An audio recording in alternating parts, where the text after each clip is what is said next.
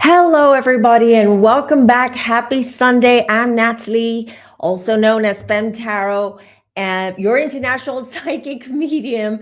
And over here, we don't do fluff. We cut straight to the truth. For a second, I stumbled on my own words. How is everybody doing? Welcome, everybody.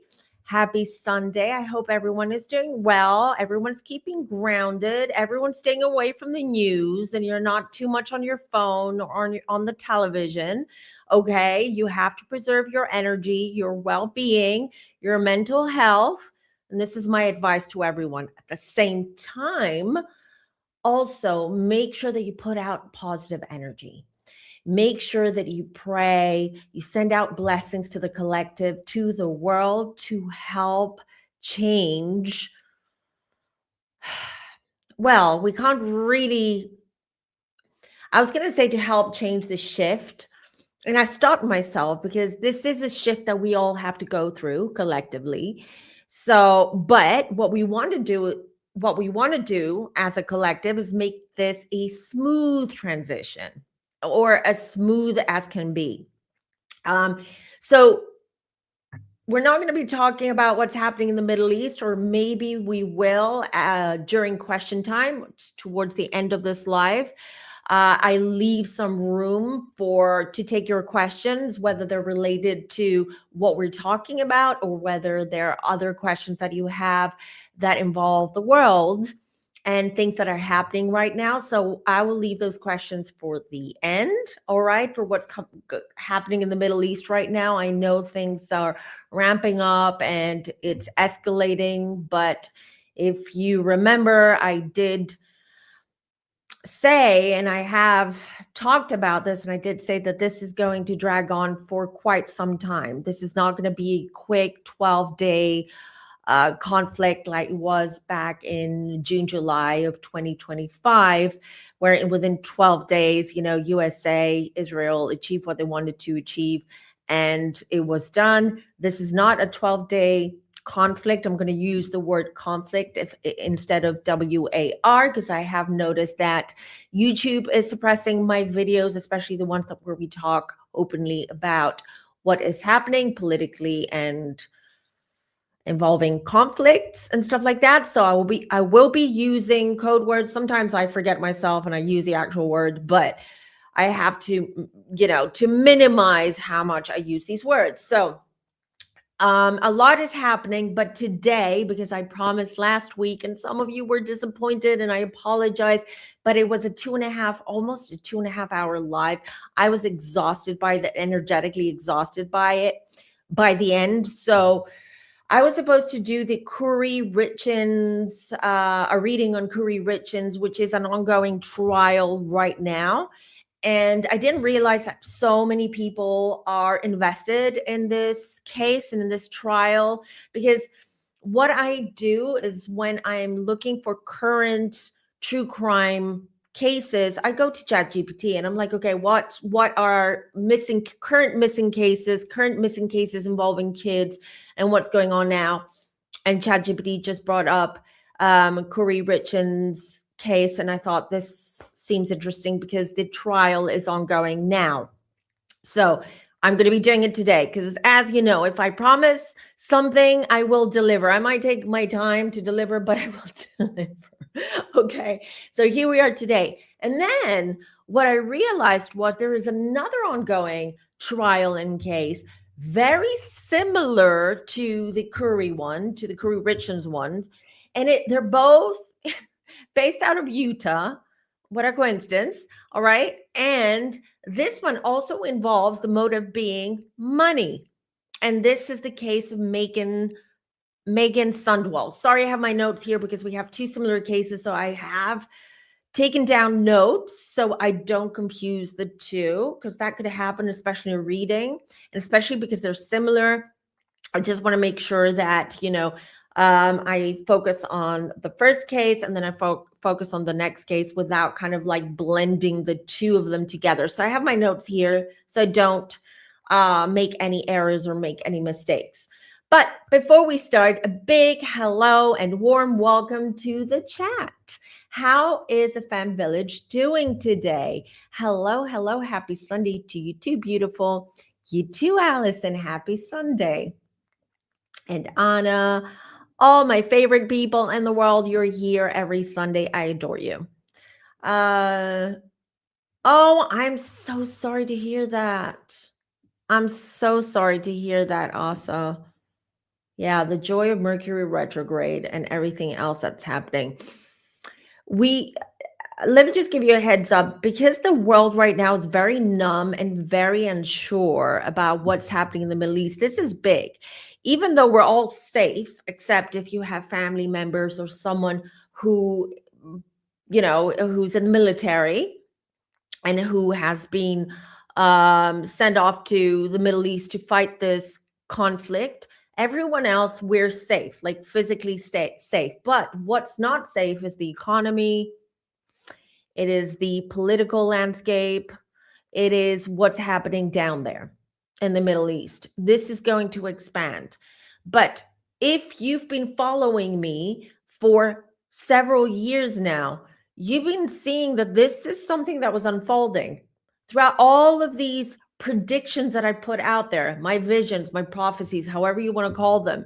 Everything that I've been talking about when it comes to the collective and the world is now unfolding. If you're new here, I would suggest that you go at some point and watch my older videos, the ones where I do share my predictions and I talk about what's happening in the world, and it will make so much sense. Even some of the pop culture celebrity readings, okay, you can see, well, although we're focusing mostly on a person, a celebrity, or an event or something, there are things there that show how the energy is moving and where things are going. So we have these two cases today, and I'm sure most of you here are familiar about these cases. I wasn't. I've taken down my notes. I've actually asked AI ChatGPT to actually summarize for me these two cases, but I haven't been following them. I don't know the details, nothing. Everything that comes through today is from me and spirit, or actually from me with the help of spirit. So yeah, what I was going to say regarding what Asa said is that because the world is numb right now, there are companies and employers that may take these drastic actions by, making people redundant or cutting down on their budgets or cutting down on projects, or maybe even putting certain projects or things on pause because there's such uncertainty out there. Already we're seeing where the oil is going. The oil barrel is like, it's over 100 now, $100. So things are going to get chaotic. And for that reason, employers, business owners, entrepreneurs, they're kind of like in a panic right now because they don't know what is going on, how long this is going to last. And unfortunately, there are people like Asa who unfortunately have to I don't know how to say this, but it's you're victims of this, for lack of a better word, unfortunately. Hello, Defender. I hope you're doing well as well. We're all doing great here. From Connecticut, just got through watching the St. Patty's Day Parade. Absolutely, yay. But you guys, yes, enjoy parades, enjoy concerts and sports events, but be vigilant, okay? I've said that, and especially towards the end of March and April. April is going to be, if you think things are going to get better in April, I'm talking about collectively now. No, they're not. Things are going to kind of like improve by May, but June, July are also 2 months that I see a lot of things happening. I do, guys, owe you another predictions video, which I will make very, very soon. I'm still gathering information from Spirit. So I'm gathering everything that I'm receiving, all of my visions, my downloads, everything, and I will make a video, sort of like a check-in point for 2026. What else I'm getting? What do I see? Anything that Spirit wants to share with me, I will do another video for you guys. From an energy clearing and protection meeting. Love that, Danielle.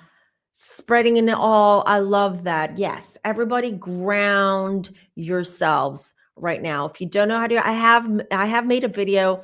You'll find it on my channel on how to protect your energy, how to ground yourself. You should watch it. Quite detailed of what you can do, like protection rituals and grounding methods. Very helpful right now. Very helpful. I know we're all very sorry to hear that.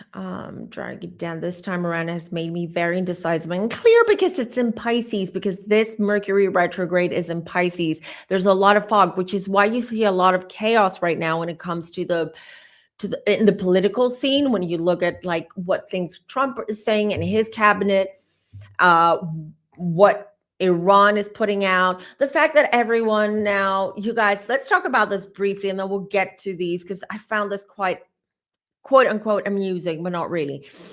They're online, okay? There's this thing going around that Netanyahu, Bibi, is no longer with us, that he wasn't alive because he wasn't seen for several days. He hasn't come out in public and made any statements or any speeches or anything.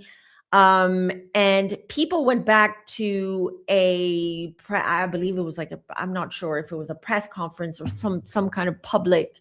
He made a public address a few days ago, and people just dissected the video, and really some people really believed it was AI because people were focusing on his fingers. Some were saying he has 6 fingers, others were saying that the fingers were all like the same length, didn't look natural, and all of that. So you see a lot of that, but I want to say that a lot of these accounts are bots. Again, online you have to use discernment. You have to use discernment and make sure that you don't believe everything that you read or you see online. Now, I just want to say that I did see an hour ago, just went in on TikTok briefly, and I saw a video of Bibi Netanyahu in a coffee shop, and he was actually, I don't know, he was speaking in Israeli, but he was showing his hands. So he was saying, "Look, my fingers are, I have 10 fingers and all that." Okay, so I don't know if that video is real, all right? I don't know if that video is real. He looked very filtered as well. I felt it was a real video, wasn't AI. Heavily filtered though. But I want to say, regardless of that video, he is, I feel, because I connected with him. I was talking to my husband yesterday in the car, and I was just I was telling him about everything I was seeing online. And I was like, I don't know. I should like connect, and I don't want to. Ask my husband. I was like, I don't want to connect to his energy. I don't want his energy anywhere near me. But I briefly connected today, and he is with us. So yes, but I don't know. I have a very weird feeling. I didn't get anything. I've seen several astrologers and psychics talk about this, and they've said or they predict that Bibi's days are numbered. This is not something that I've gotten from my guides, and I don't listen to anyone else. I trust my guides. I have my connection and my relationship with my guides and spirit. So I don't, even if it's a medium or psychic, or someone that I have on high esteem, I still just go with what I receive. I've heard a lot of psychic mediums say that they predict that he'll be unalived in the next months. Some astrologers are even pinpointing it to June. I haven't gotten anything personally, but to be honest, I'm not disagreeing with that. I'm not going against that. I want to say that I feel something huge is going to come out of Israel aside from this war, all right? Conflict, see? I forget sometimes I use the actual word. But I don't know. That could be a yes or a no. I don't know. Unless I get something from my guides, I'm not going to put it out there because it would be irresponsible of me to do that. So I don't know. If I get anything, I'll let you know. I'll keep you updated.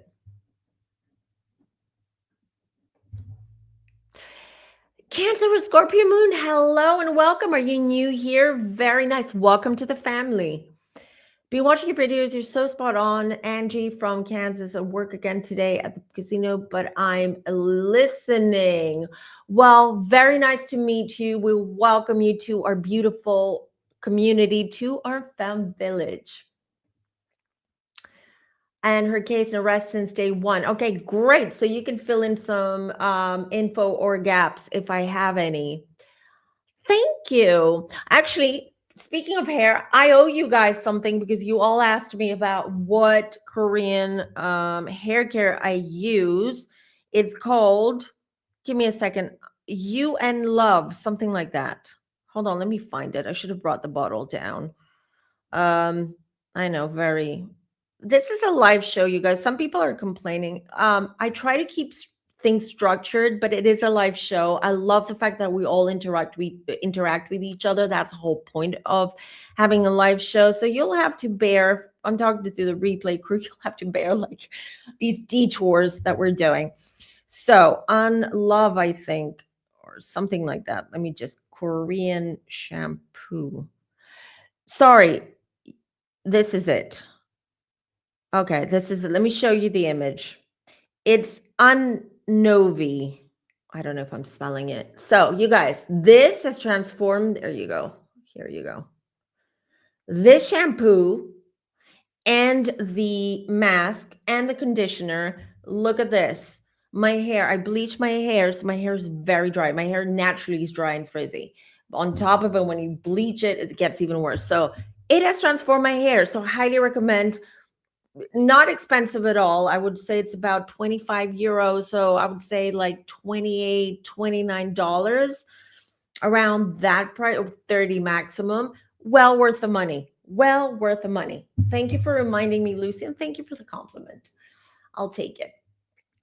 Yeah, no, neither have I, but you know me, I prefer it when I don't know a lot about a case. I do. Oh, thank you, everybody. You're so kind. Thank you.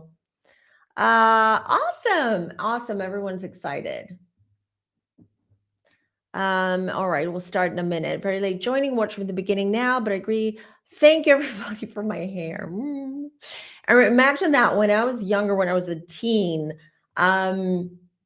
you know, Tony and Guy. So for anyone who lives in the UK, you know Tony and Guy. It's a huge chain of hairdressers. Let me tell you, they wanted me to model my hair because I have really blonde, long hair, very thick, you know, very healthy.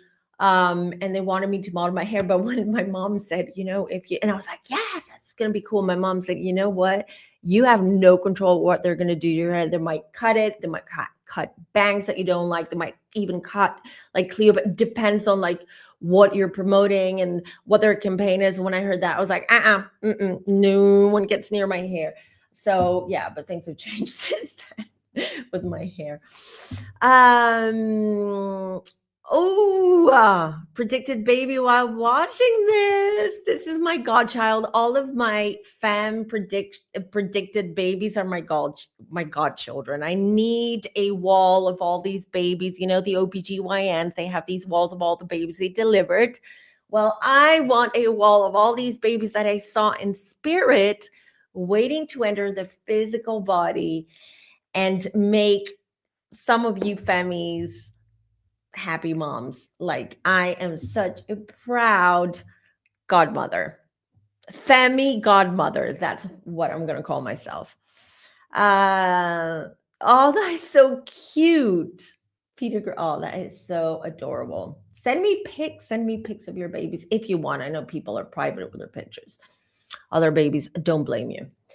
I think since that's been your energy, her energy was weak. Yes, I don't think the the best thing I can tell you about Guthrie, it's not like we're not going to cover it at all, but there's nothing new that I have received that I can share with you guys.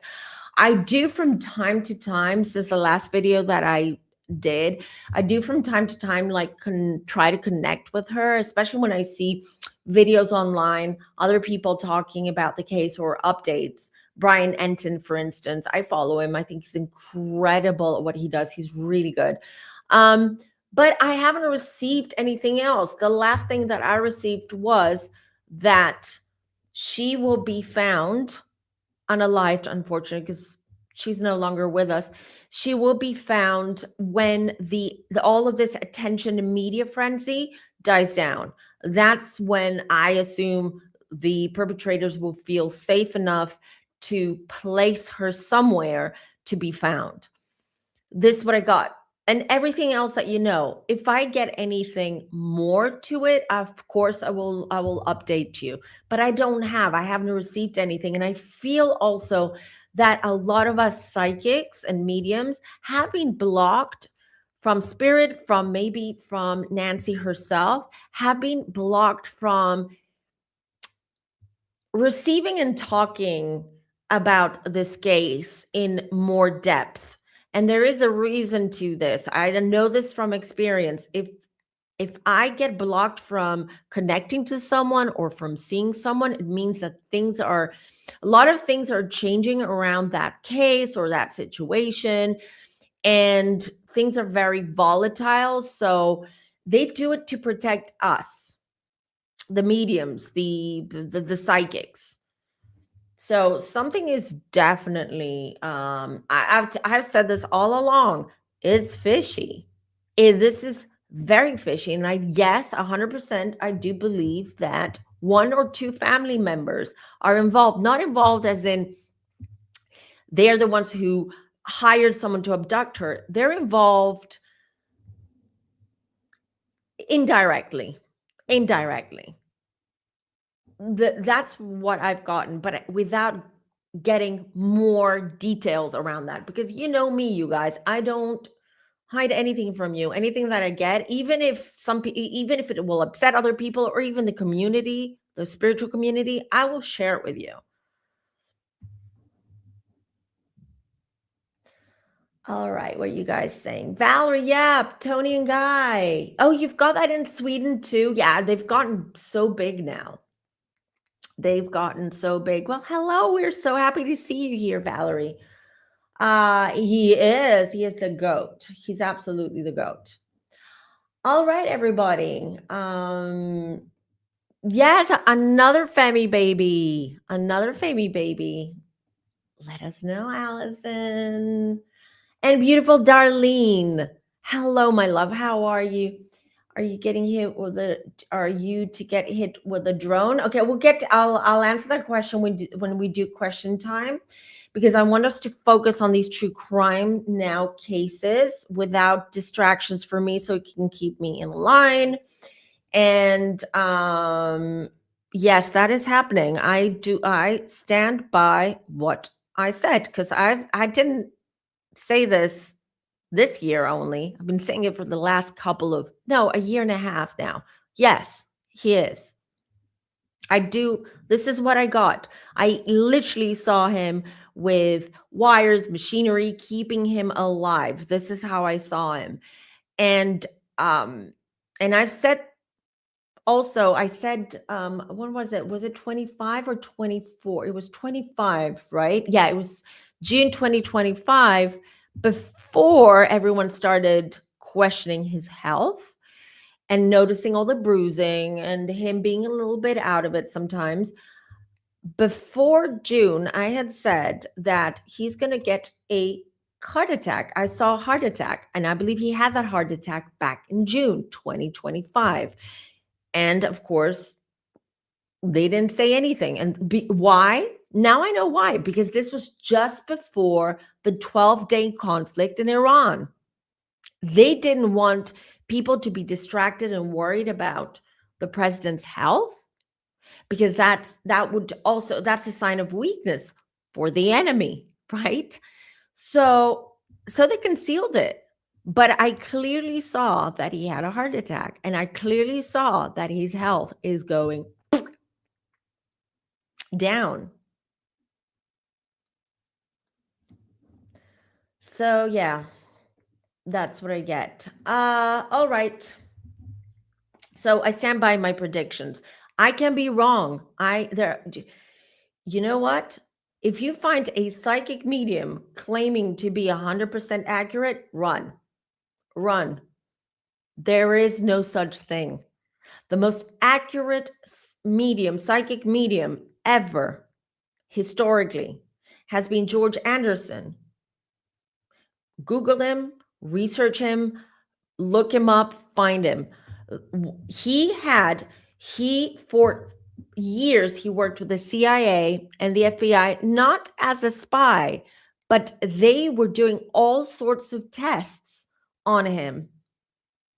Also to understand where he's getting all this information, how the brain works, how he was receiving accurate predictions and information.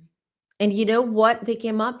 He had an accuracy of 97%. This is the biggest percentage ever in the world, at least officially ever recorded. So George Anderson, and he wasn't even 100%. There you go, 97%. And he's the only one. So psychic mediums can be wrong. And why can they be wrong? Two reasons. A, we may interpret certain information that we receive from spirit wrong. That can happen because at the end of the day, we have these gifts and abilities, but we're still human. And two, because things can change. Because we all have free will, so we can change the outcome of things. So that's a big reminder. This is a reminder because I've seen reputable psychic mediums online get attacked. For instance, back before the elections, there were psychic mediums that saw Donald Trump being elected, and there were others, including myself. Well, with me, months before the elections, I saw Trump. I kept saying, I feel Trump. Trump is going to be the one who wins the election. But I did a reading for you guys live a couple of weeks before the elections, and Kamala came up. She came up like she came out, like it came out that she was. So whether it was wrong or not, I don't know. I don't know. But what I feel happened was, don't scream at me in the comments, or if you do, you can. You're free. So, we have free will, but I can also delete things that I don't like, which I rarely do. But I do.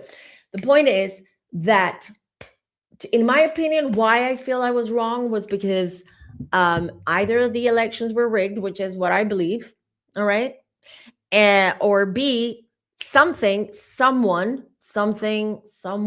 intercepted with the elections and Donald Trump won. So I'm just putting it out there. So always use your discernment as well, regardless what I say or any other psychic medium says. You listen to your intuition too. All right? Okay. Let's start. Okay, hold on. Before that, Sunshine says, an astrologer I follow said something possibly unalived will happen to DT before or during the solar eclipse in Leo. Yes, he has a rising in Leo as well. He also was born on an eclipse. Don't forget that. He's got 29-degree Leo rising. So I wouldn't be surprised. I wouldn't be surprised at all. By the way, Bibi Netanyahu has very similar chart. He was also born under an eclipse. He also has a Leo rising. Very similar chart with Donald Trump. So yeah, it could be. It could well be, but it's happening. That's what I know from spirit. Yeah, I had also predicted that Biden would step down before he did. I even predicted to the month, which was June 2024. Yeah, because that was very clear to me that download that I received was very clear that it was like Weekend at Bernie's back then. It was like they really like Biden was refusing to step down, and then here you had his cabinet and his people, kind of like leading him on, telling him, whispering him what to say and stuff. Literally, it felt like to me psychically that was at Bernie's, and then eventually June, and this was after the eclipse. I don't remember what eclipse. I think it was eclipse in Scorpio. Biden is also Scorpio. Eclipse in Scorpio. See, he stepped down, and Kamala took over. It could well be. It could well be. Could be 1,000 things that intercepted and interfered with the election. And when I mean rigged, don't people will think about the Russians, because this was, if you remember, the first time Trump was elected, everyone was talking about the Russians helping Trump be elected and rigging the stuff. No, when I mean intercepted, interfered, it could be not the Russians, but it could be exactly, it could be external forces. It could be AI, an AI system that they used, or something that they used, something external, outside, interfering with the results of the elections. Yeah, and Weekend of Bernie's is exactly how I feel right now with what's happening in Iran with the new Ayatollah, the son of Ali Khamenei. I don't know, I cannot pronounce his name. Anyways, the new Ayatollah, right? Who's no one's seen, no one has heard of. Rumors are going around that he's in a coma, that his legs were amputated. It feels like Weekend at Bernie's here, where they make an announcement, a written announcement that someone else is reading out. No one's seen him. There's a lot of Weekend at Bernie's getting around, you guys. Yeah. He's passing soon. He's passing soon. Yeah. He's passing soon. And this eclipse, because as you know, eclipse, and now we're the Leo Aquarius axis, last 2 years is going to be very intense, but also the eclipse energy does last 6 months. And within the next 6 months, I believe that it will come out that we'll find out that King Charles has passed. He's very poorly. He's doing the best he can. To be honest, I feel like he keeps going and he tries to. Life goes on, the show must go on, but he's poorly. Interesting you say that, Joey, because I've been thinking about Polymarket today for election interference by his company predicting the win before polls closed. He and Elon congratulate each other before polls closed. So they're now looking into Polymarket. Interesting, because I just got something intuitively about Polymarket before I came on, but because I was, organizing and getting ready for this live, I didn't really. Interesting. Did this happen today? In last 4 weeks, it spiked much. I was told by my family. I was told by mediums that my family went with me when I reincarnated, lost mom and my sister. I'm really sorry to hear that. Pew before, why? I'm really sorry. I cannot give you right now an answer as to that. I mean, we would need to do a reading. But you can become a member and of this channel. I know I haven't done a members live in a while, but you guys, this week has been crazy. My son was in a hospital. Anyways, everything's fine now, but it was quite stressful. So apologies to the members, but we will do one next week. We'll do next week where I give out free readings, 1-question readings to the chat. Oh, I did not know that. Thank you for letting me know. Okay, that's soon after the election results. So what happened? Yeah, unfortunately, Polymarket is going to be the next. It's a big thing right now. A big thing. All right, let's start with the reading. Let's start with it because we have a lot to talk about today. And already we're 34 minutes into this live. All right, you guys, shall we start with Kouri, since most of you are familiar with this case? Okay, let me bring her up. Also, and before we start, I'm just going to bring up this disclaimer real quick that these are based on my opinions and not on facts. They're all based off of my intuition. Also, before we start, the activation workshop, you guys, now more than ever, I feel it's the right time for you guys to participate in this workshop. Okay, it's going to be a 4-hour intensive workshop. We work on your crown chakra. We open you up. We do meditation. We ground you. I help you develop your psychic abilities, your intuition, because everyone is psychic. Okay, so I help you. Me and my friend Tina, who is, as you know, an angel healer. She works with white time to heal. We are going to open you up. We are going to teach you and help you connect to spirit, to help you connect to your higher self. And you're going to be very wide open by the end of this workshop. We're going to be talking about crystals, how you can use crystals in your spiritual practice, which crystals can help you, which ones to purchase, how they work, their properties, crystal grids. You're even going to have your own sigil by the end of this workshop. I'm super, super excited. Everything is linked down below in the description box. Do consider if you want. We do have at the moment an early bird price, which is the sunrise price. I call it sunrise and sunset price. Sunrise price, which is until the early bird sunrise price is until the 30th of March. So you have a couple of weeks to snag the discounted price before we go to the sunset price, which is at everything's linked down below. I believe 310 euros. I don't know in dollars now. Dollars fluctuating right now because of the war. Anyways, let's get to this reading. Let's start with Kouri. Okay, let me bring her up real quick. There she is. So Kouri Richins.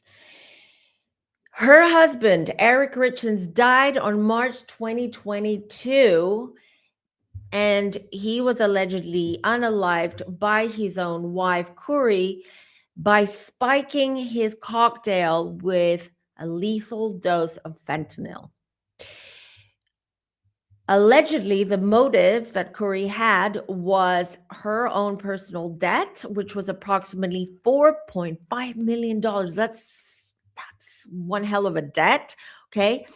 And what she wanted was to get rid of her husband, to unalive him, to get that the insurance, the life insurance, and also his estate.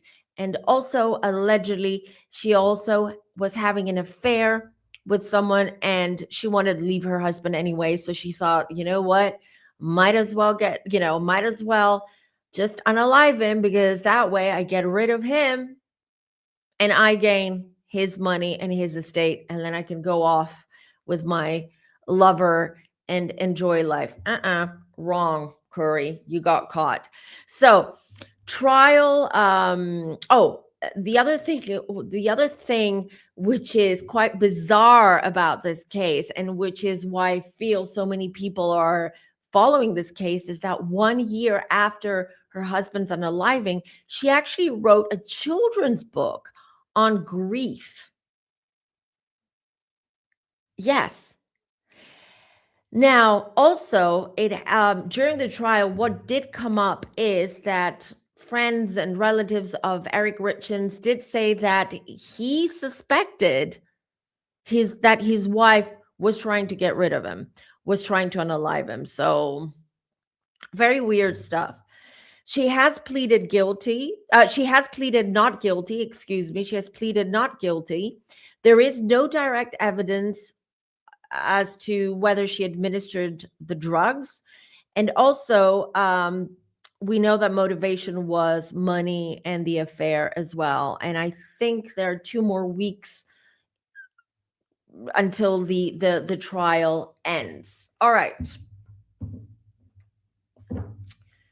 Let's see. Thank you for the reminder. Yes, before I start, let me bring these up. So it's a good reminder for you guys as well to like this video and do subscribe to this channel if you're new here. You'll be part of the most beautiful community on YouTube. All right, let's go. So I will try to connect. I did try earlier on to see if I could connect to Eric. And the first thing that came up, and then it kind of lost him somehow. He popped in really quickly and then out again. So I'll try and bring him back in. Let's see, because I would rather he told us what he experienced, and I would love to hear from him. The one thing that he did share with me was that they did not get along. Even before her alleged affair and all that, they did not get along. And what I am picking up now is that Eric was actually quite terrified of his wife. Even before he started suspecting that she was trying to poison him, is what I'm getting. Okay, let me see if I can bring him in. Give me a second, you guys, so I can just connect real quick. If not, we'll do it via my guides.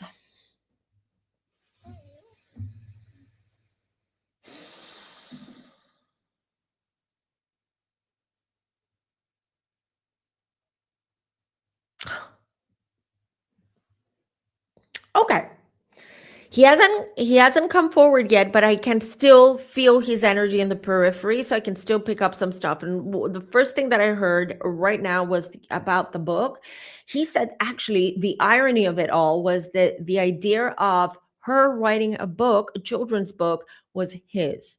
This was before things started going bad in their relationship and their marriage, because he felt that she was good, that she had good ideas and it would be a good project for her, and actually was his idea, not on grief. Okay, it wasn't a book that, but the idea of writing a children's book was initially his. The irony, and oh my god, how awful of her to do that.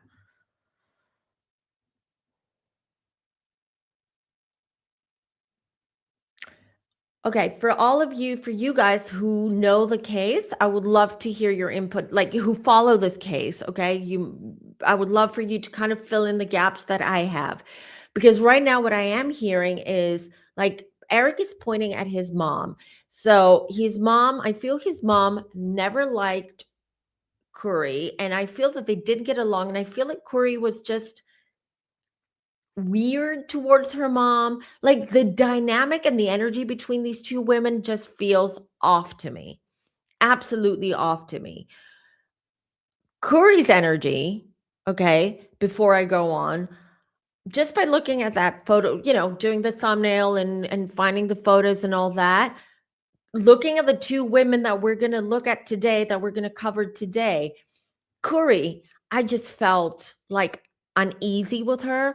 Whereas with Meggan, and we'll get to Meggan, I didn't. Meaning that Meggan, I didn't feel that this Meggan is like an evil person. Um, I just feel that Meggan was. We'll get to Meggan. I would have to read her, but back to Kouri. See, again, I don't want to blend the two, so I'll just stick to Kouri Richins now. Kouri just feels completely off. Like a complete imbalance. Like her mental health wasn't very, like her mentally, she wasn't very healthy. Um, I just get that. I also feel narcissistic. Like I get narcissistic vibes from Kouri, and I feel that she would switch. Like I'm getting two sides. I'm getting Dr. Jekyll and Mr. Hyde with her. So I'm seeing she would put on a facade. She will be one way 1 minute, and then the next minute she would be the total opposite. Like it would be the dark side that would come through to her husband, to her kids, to everyone who was close to her, spent time with her. They noticed. They would see that about her.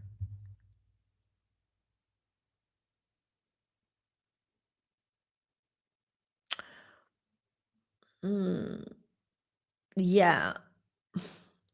Okay, so I'm getting that so Eric did suspect that she was trying to poison him, or he felt that her movements and the way she spoke and the way she behaved was very, very odd, and intuitively she felt that she was up to something, and up to something evil, not good. He did suspect that she was trying to harm him, but he didn't realize that she would take it to that extent, that she would actually go through it. He felt that she wanted, that her resentment and hatred towards him, that she wanted to make him sick. It really reminds me a little bit of the mushroom killer. If anyone hasn't, this is a case from Australia that I did a reading on. This woman, I don't remember her name now, the mushroom killer, right? She poisoned her husband's whole family and her husband, and she was trying for a long time to do that, and they were all suspecting her, but they still went over and had dinner, and then eventually they all were unalived.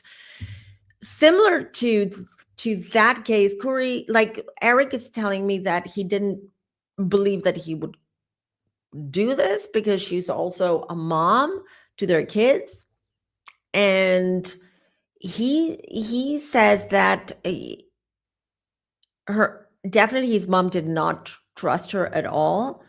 But that day, the day that he was unalived and she gave him that cocktail, he said that she enticed him with intimacy, sex, and they hadn't been intimate in a while. And he says, "Stupid dumb man." It's not me, him. Stupid dumb man. He fell for it. So, and she was being flirty and whatnot, and she said, "I'll make you a cocktail," and all that. She was just setting the mood, and he fell for it. And he let his guard drop, and it happened. Um,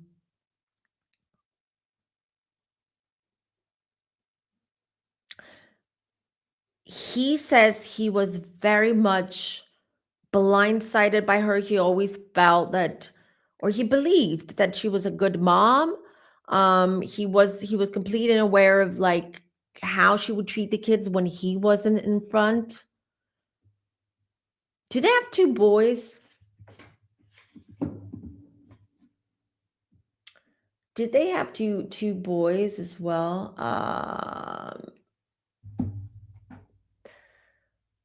'Cause I keep seeing two young boys here. Where was I? Hold on.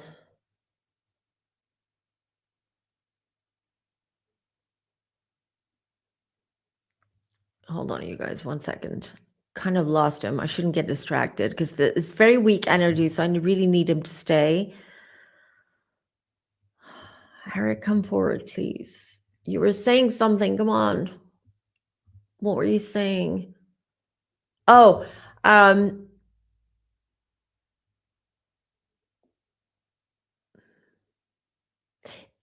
again, I don't know what the connect was. Eric like a mama's boy? Does anybody know? Like, was he very connected to his mom? Because I feel like the mom's energy is very, very strong. All like he's all around his mom. And I feel like the mom was someone who did, like, she warned him even before Curry tried poisoning him. Like, she warned her son about her. Is she also a key witness in this trial? Does anybody know? Because she keeps coming up. Three boys, not two boys. Well, I'm seeing Pamela says three boys. I see two boys in front of me right now. Maybe the third one is quite young, or was quite young when this happened, because this happened in 2022. But his mom's energy is very strong. I can tell you spiritually, energetically, that he and his mom definitely reincarnated together. So they are soulmates from the same soul family, same soul pod. And his mom's a tiger mom. Like, she post his unaliving, she's like, so ooh, get the truth out there. hates Kouri to hates her. But I feel the mom's going to play or is playing an important key role in this trial. If anybody knows, let me know. Um, I'll get to your questions in a minute. You guys save your questions. I might lose them 1 second so I can keep, and then you can drop your questions about this.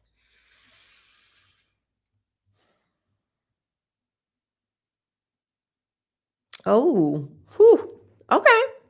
Eric is saying, oh, she didn't just have an affair with one guy, she had several guys at the time. So there wasn't like one guy that she was in love with and they wanted to elope or go off and do whatever. She was actually seeing several guys, and she was the type of woman that would use her sexuality and her looks and her femininity to get what she wants. She says this is how she got Eric. Okay.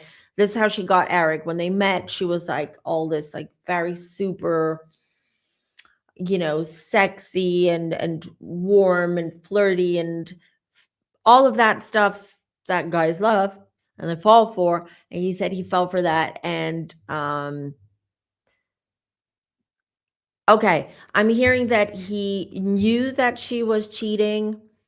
He had his suspicions, but he also did fine. Did he follow her? I see him in the car following her, but he knew. He knew.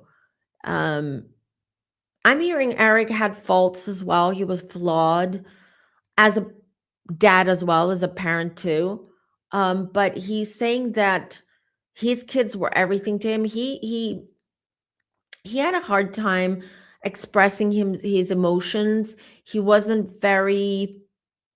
He appeared not empathic a lot of times, but he said that he adored and loved those children, all right? So it wasn't an easy decision to leave his wife because he knew that she would fight him and maybe even take full custody of the kids. He knew that it would just she would go cuckoo, okay? And she did go. He said that things got worse with her and in their relationship after the birth of their second child, the middle child. That's when he started noticing behavioral some some behaviors that he found odd.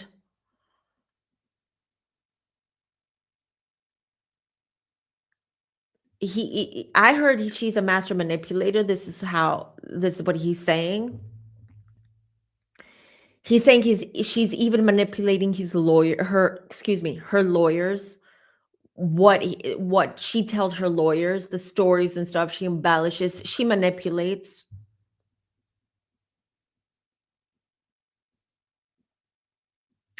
Luckily, his passing was not dramatic because of the fentanyl. It was lights out.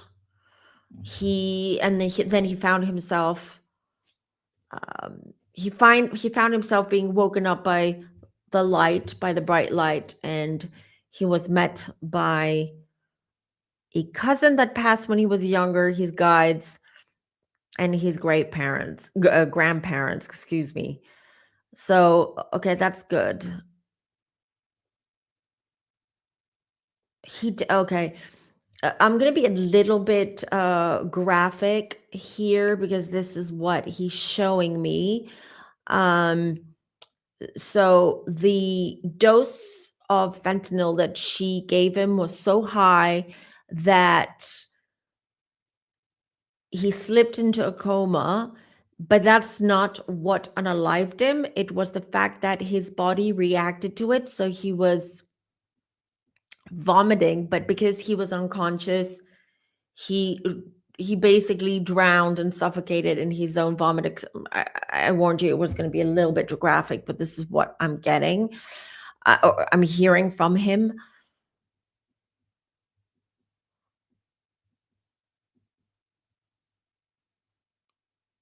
She is he's using the word deliberately, so I'm hearing she is poisoning our children's minds. So she has completely convinced the children that she did not do this. This is all a big mistake, and that she would walk free. This is what she tells her children, that she's gonna walk free, that she's not guilty, and that the court and the jury will see that, and she will be back with them. Don't lie. Don't lie to your kids. Don't give them false hope. And he's very upset about that. I see a rabbit. Did they own rabbit? Did the kids own a rabbit? Because he's like, where's that rabbit?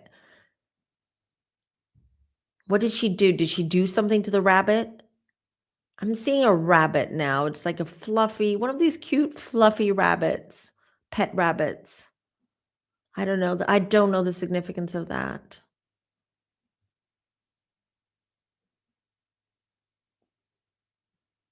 Now I'm asking him or my guides, whoever has this information, how will this trial end?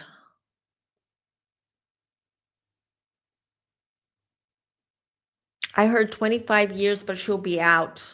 Um, and with parole at 18 years. This is what I'm getting. So she will be convicted.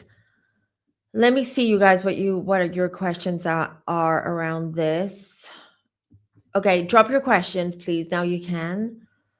Maybe the mom is in the background. The sisters are more involved. They hate who? The mom? Is that what you're saying? Because I feel like the mom, he and his mom, again, I feel like she overshadows him, or at least when they were here, when they were both, when he was here, when he was alive, like she overshadowed. I feel like the mom is like a lot, even that's why she's like almost like hijacking, if you will, this session, this connection that I have with him, because she's like, I feel her energy much more strongly than his. So I don't know what's up with her.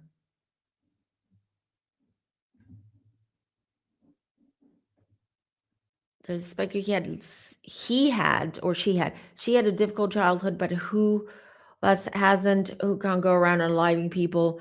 Just I agree, that's no bloody excuse to unalive someone. You do the work, you put in the work in. If you've had a traumatic childhood, don't haven't we all, as you said, Pamela, then go do the friggin' work. You have so many resources now.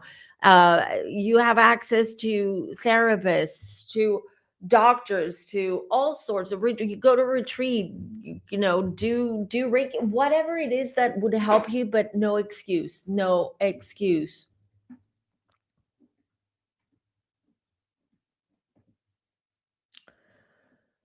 Eric, I don't know. Does he have sisters? I don't know. Wait, there was a question, I lost it. Hold on, I saw it somewhere. No, I lost it. He was the only boy? Are you talking about Eric? Eric being an only child? That would make more sense to me, because the way I feel her energy, and she's all over, like she's like, you know, dragon helicopter mom energy vibes I get with her.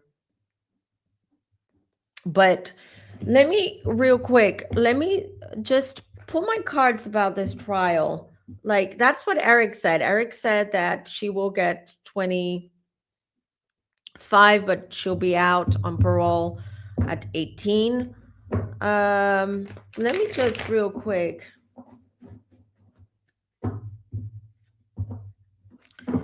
What my cards say about this. She was not, you guys, she was very unstable. This is what I keep getting what keeps coming through. She wasn't, and especially throughout, like when they first met, it wasn't visible to him. Like she was masking it. I don't know. Maybe she was in a good place at the time, but eventually, here's what I heard. She was also extremely jealous and envious of his success. He must have been successful in whatever he does. whatever success means to her. But she was also jealous of him. Like because when they first met, it appears to me that maybe he wasn't as successful. It was the beginning of his career. He was working hard to make a name for himself, to find success.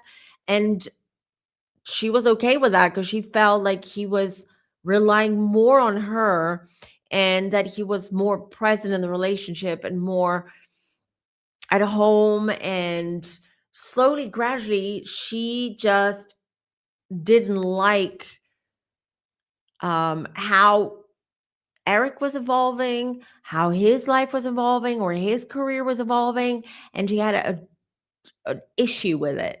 And this, uh, from what Eric is telling me, this is what like triggered a lot of like weird behaviors that she had way before this happened. She did things like she would lie about little things, like, and for things that there's no reason for you to lie, right? For her to lie. Um, I see the kids now in a playground, and something happened to one of the kids. I don't think she had the third. So this was before they had the third kid, because I'm only seeing two. And the older boy did something in the playground, as kids do, pushed a kid. Something happened with another kid. And the way she reacted, Kouri, was just like, you'd be like, whoa, whoa, like, who possessed her? Like, she was possessed. Like, her whole reaction was way too much about that. So he's just giving me that as an example, I guess, or that's some kind of core memory he has about her. But let me ask the cards.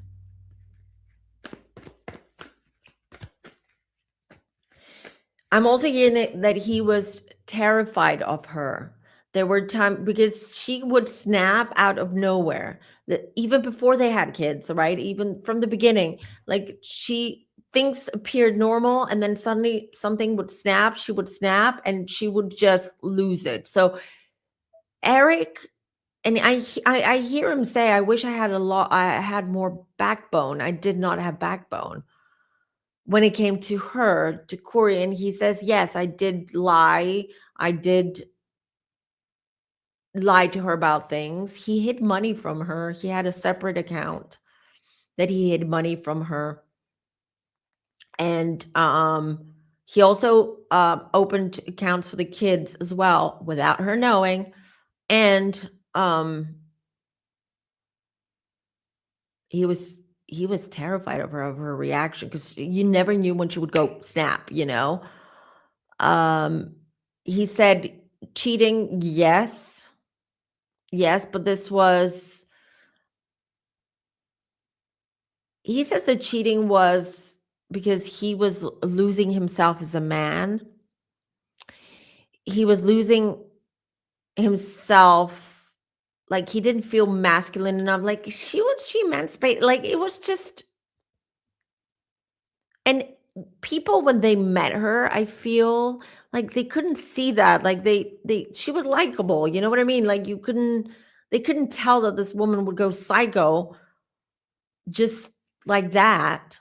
So he said he was absolutely terrified, and he was trying to protect the kids, which is why he didn't leave her. He was planning to.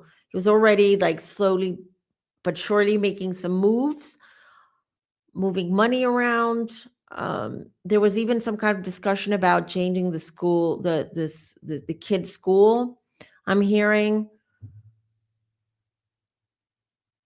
take them to a different neighborhood. I'm getting, like, the school that they wanted to move them, or he wanted to move them, was further away from their home.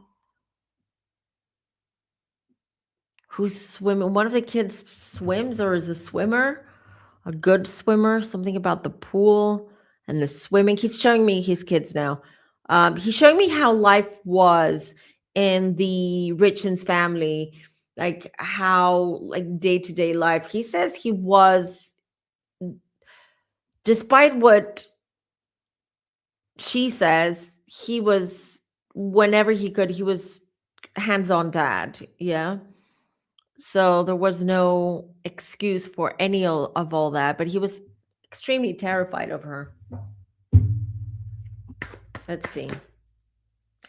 Look, I pulled a page of Pentacles. I didn't even ask the question, but the kids, I keep seeing the kids. He's very worried about those kids now. He's worried because she is poisoning their mind. He keeps using the word poison, which is why I repeat it a lot. I know. Maybe he's using the word because he was poisoned himself. But he just doesn't like how she is brainwashing and, again, using the word poisoning the kids' minds.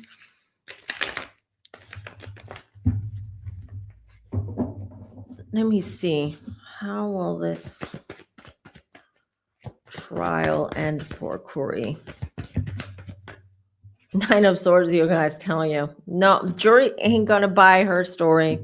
Nope. What else can you tell me? Show me, Kouri, please. Woo! 9 of Cups. Oh, she's delusional. She's delusional. She feels that because there is not enough evidence that she'll get away with it. She feels that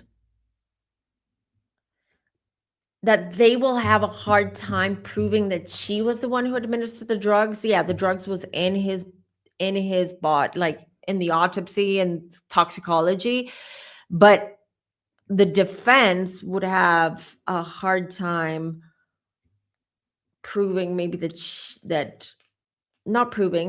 not the defense, sorry, the prosecution would have a hard time proving that the drugs, there you go. That's what you guys, that's what she is leaning on. She has convinced herself that they're going to find her innocent. That she's going to get away with it because they're not going to be able to prove that she did this, that she administered the substances. 7 of Cups. 9 of Wands. A lot of 9s. 1 second. The Hanged Man. Girl, she's going to prison. She's going to prison because she thinks that this is sort of like the thing that's going to save her, like the fact that they don't have enough evidence. But what I heard is prosecution has an ace in their sleeve, and they're going to be able to prove that her intentions were to harm her husband. Okay, that this was all deliberate and she had a plan. So she's all arrogant and confident right now, but nope.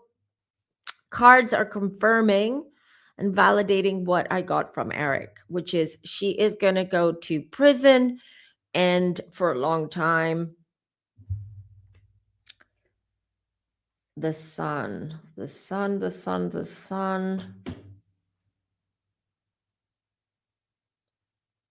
I tell you, I get narcissist with her. She's obsessed with her older son. This is what I just heard. She's obsessed by her older son. Maybe because he's older and she feels like she can manipulate him. She is a manipulator anyway. She's a master manipulator. So Eric is, yeah, he's right, because I see and feel that she's like feeding him information, false information and things. And she doesn't want those kids to ever know that she actually did it. So everything she does now is not only because she wants to save her ass from going to prison, but it's also because she wants for her kids to believe that she didn't do this to them, to their dad.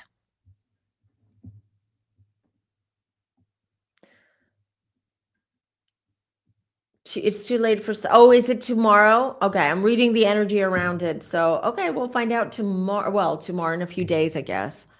I thought the trial ended on the 27th. Maybe Bunny boiler. That's what I thought. Wasn't it Fatal Attraction where it was Glenn Close that boiled the rabbit? But they must have had a rabbit. There's some kind of significance of that because I kept seeing that rabbit. I don't know. Maybe Mama's testifying. I don't know. I don't get that information, but definitely Mama's got a very important role in this because her energy is very strong. Like almost to the, she's one of those moms that I'm sure that when Eric was younger, she was like when like someone, like an adult asks a kid a question and the kid takes a little bit of time to think of the question, or they might be a little bit shy and the mom jumps in and she answers for her child, which I find it's wrong. Sometimes I may do it sometimes, but then when I realize that I do it, that I stop doing it, it's not nice. You're completely, you're completely demeaning your child by doing that. I feel like she was that type of mom.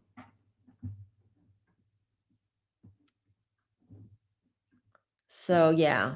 When she would snap, was it more like she was verbally or abusive, or I don't get physical, but I get she would just go in that like dark place. Like like her face would go dark and then she would be like her whole energy and her physical and her body would change and she would be frightening, and I feel it was more verbal abuse, not physical towards him.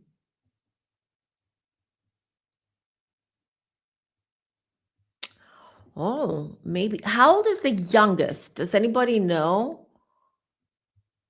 how old is the youngest? So at the time, or at least at the time of the unaliving, was the youngest 3 and younger than 3? If anybody knows, that would help. But to be honest, I just asked my guy. I don't get that any of these children were out of wedlock, to use a more old-fashioned saying.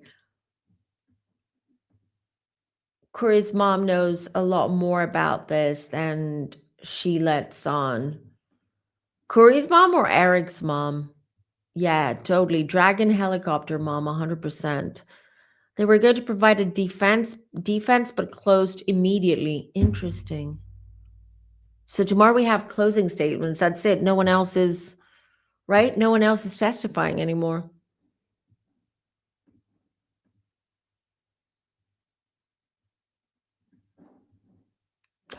Interesting. Is that why the mom is overtaking the mom is Eric's mom's no longer alive. She passed away. Kouri even told her father-in-law that Eric unalived from the same thing his mom had. Hold on. Let me connect. Hold on, hold on. Let me connect.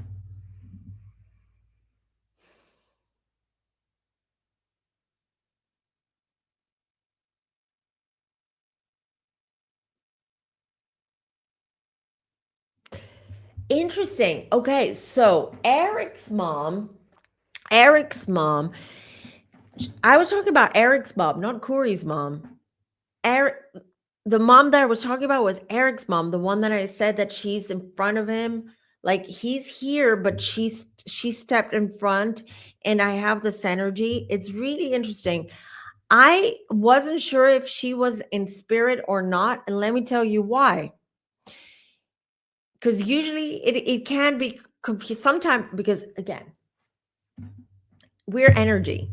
Our energy can be in different places at the same time. It could be spirit world, so someone who has passed, all right, can be they're in spirit world, but if they are still very much connected to the earth plane and to someone on the earth plane, their energy is kind of split between here and there.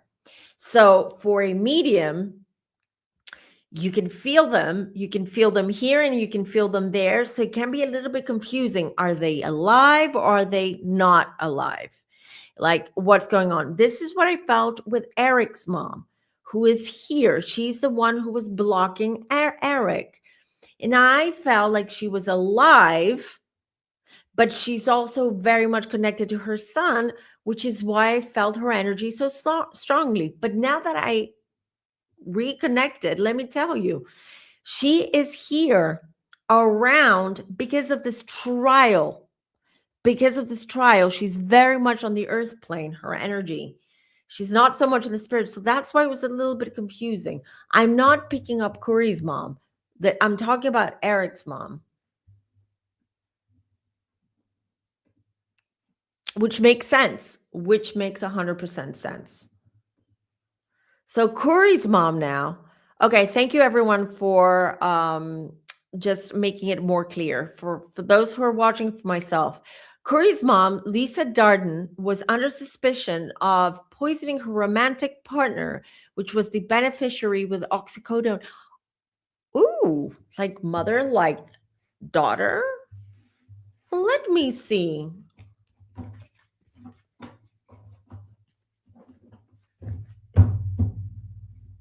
Let me see.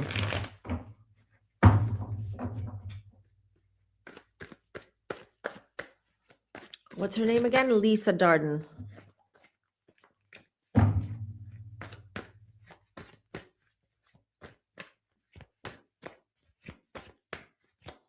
Show me Lisa Darden. What can you do? Ooh. 7 of Pentacles and 5 of Cups. I'm picking up her energy now. I feel that the mom, Kouri's mom now, okay? Yeah, I agree. Was it Mickey or Pamela? No, Joanne. Sorry, Queen of Swords, the Fool.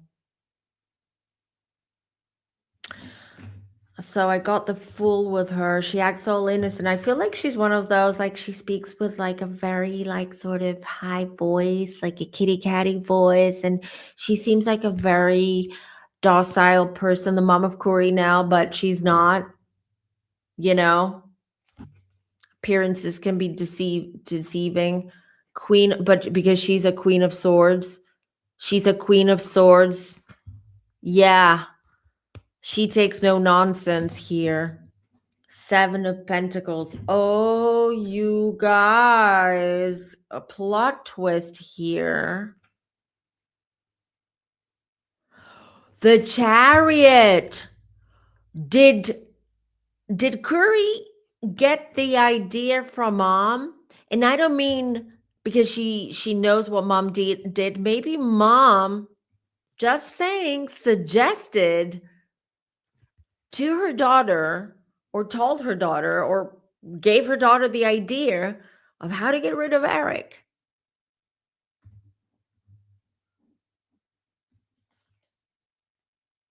Four of Swords. She's got death, rebirth. Damn. Oh. Yeah. Kouri's mom, not to be trusted. She's a great actress. Let me tell you, just by connecting to her energy, she knows to switch it on and switch it off. Switch it on and switch it off. She is a wolf in sheep's clothing. Page of Swords. Kouri's mom may indirectly be involved in this. Yeah. May indirectly be involved in this. Or has indirectly helped her daughter and with this. What a family. What a family. Yeah, I know. I'm reading Kouri's mom now. She's very much alive. Yeah. Pamela says, good. I hate the thought of her raising the kid. I agree 100%. I agree. No, she'll be convicted. She'll be convicted. All right. Do you guys have any other questions on this or anything else you want to add before we move on to Meggan Sundwall? Sundwall, yeah.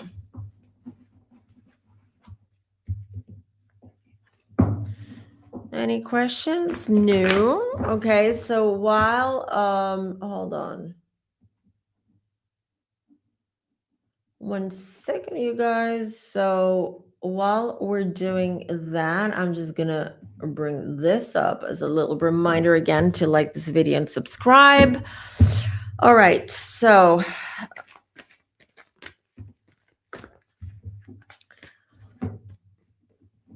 let me get ready for the next reading for Meggan Sundwall, who is this lady. She's a nurse, or was a nurse. And Meggan is being prosecuted for allegedly killing her best friend, her friend, Kacee Lynn Terry. This happened in August 2024.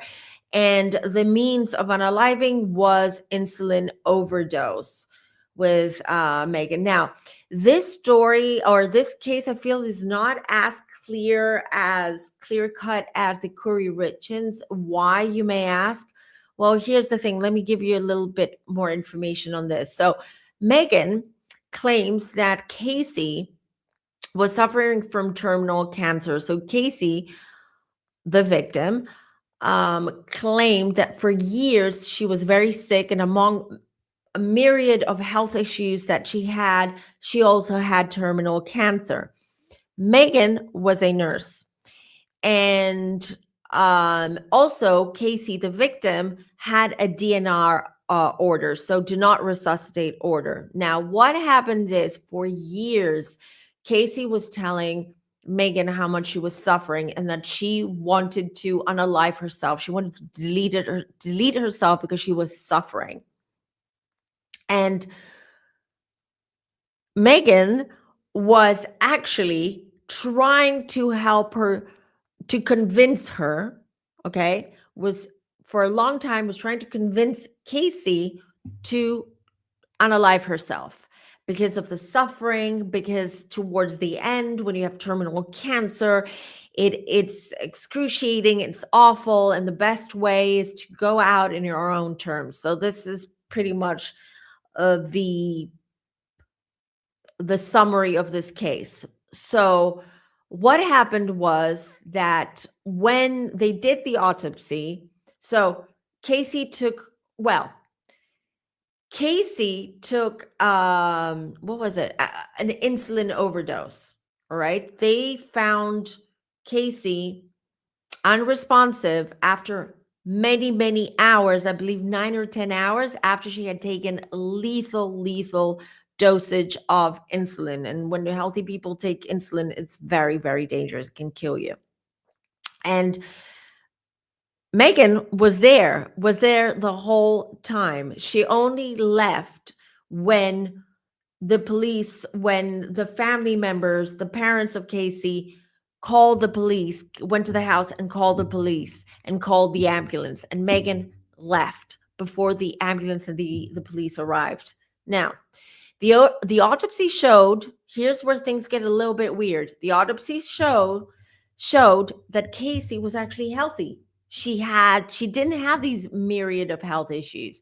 She didn't have terminal cancer. There was absolutely nothing wrong with her, or nothing life-threatening to her.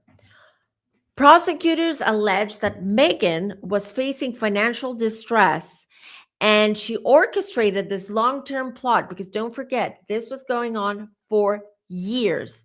So for years, Meggan allegedly was convincing Kacee to add her into her life insurance, all right, policy, and also was trying to convince Kacee to take her own life.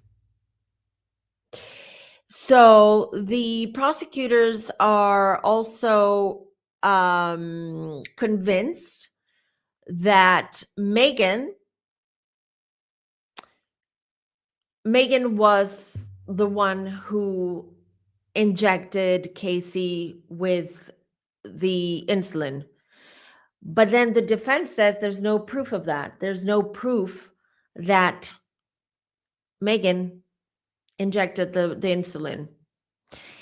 And this is important now. This trial is important because They are going, so the defense is going for assisted suicide or unaliving, sorry, assisted unaliving, self unaliving, rather than aggravated murder, because of course the charges are a lot, they're a lot lighter in assisted suicide, assisted, have to stop saying it, assisted unaliving to the aggravated unaliving. Okay, so this is a little bit more complicated, and also obviously Kacee had serious mental health issues in order to pretend all these years that she was,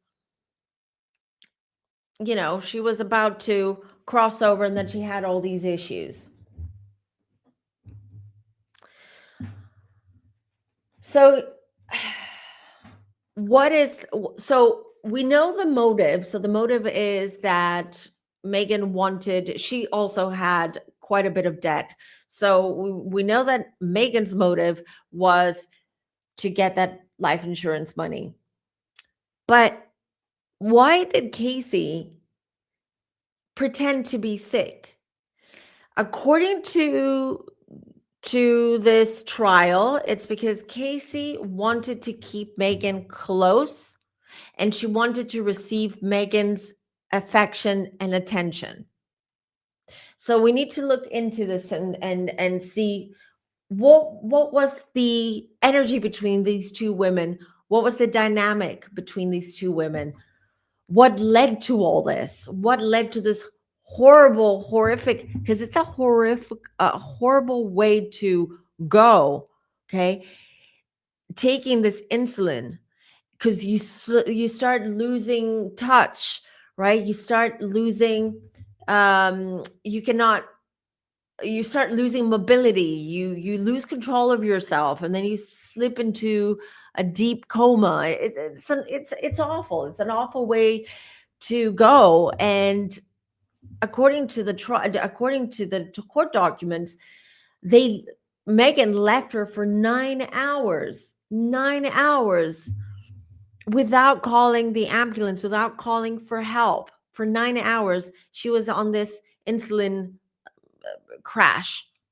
So horrible. Yeah, it does sound, you know what it reminded me? It reminded me a little bit of Gypsy Rose, her mom, Gypsy Rose's mom.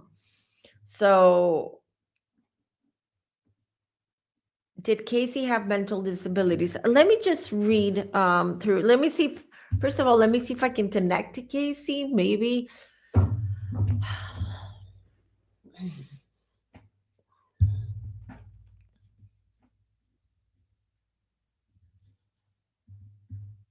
Kacee had a sister. I keep seeing her sister, although she's alive. When I see her, I can still connect to people who are alive. As you see, I connect to their higher selves and their energy, but there is a sister there.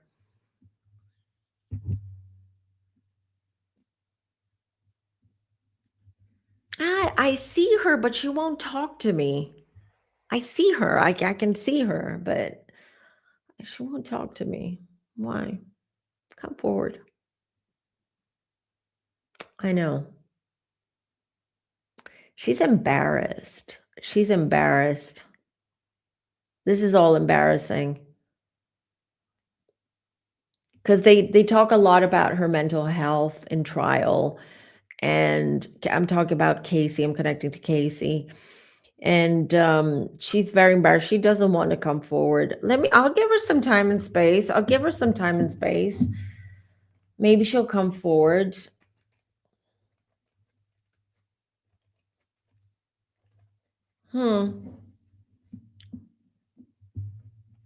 She was so again, Kacee was infatuated by Meggan. I'm asking if it was, if it was romantic, was she in love, with Meggan, but she never confessed, or she never showed Meggan, and she's saying she was extremely confused about that. But what she does know is that she was completely obsessed and infatuated by Meggan. She really admired that Meggan was such a good person, that she liked. She was a nurse and she wanted to help people. Megan a lot of times shared stories with Kacee about things that she's experienced in her job and in her line of work in hospitals.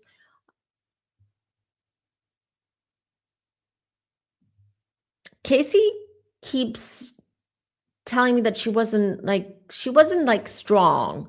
She was at school, she said she was a pushover, she was bullied. Um she was more quiet, like low self-esteem, I would say.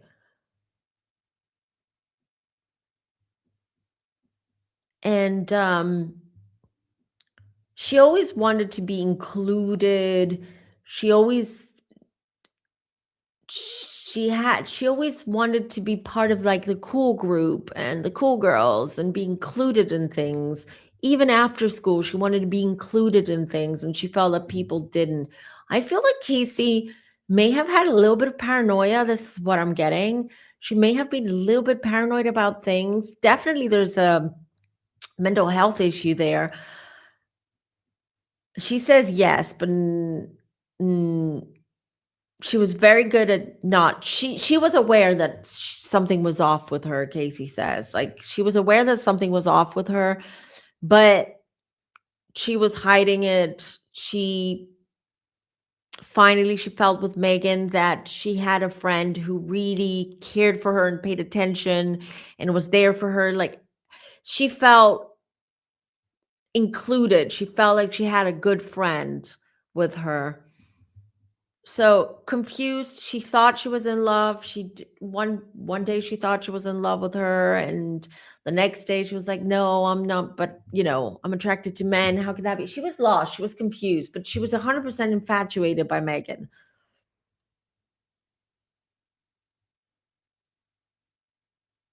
Oh wait, now she's showing me how it. Okay, hold on.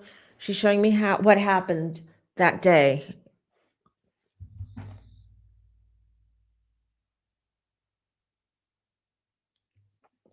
Okay,